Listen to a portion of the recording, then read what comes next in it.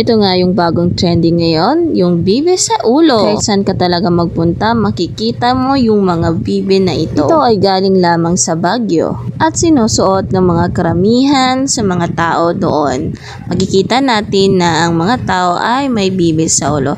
Ito daw ay pinasikat ng isang cosplay kung saan ay siyang nagtrending naman at ginamit ng mga tao. Dahil doon pumatok talaga ang mga nagbebenta dito.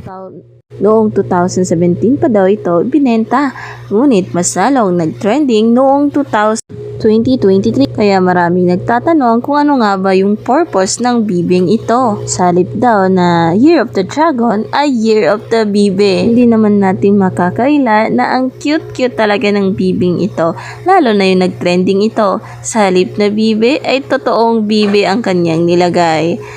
Follow for more. Thank you for watching.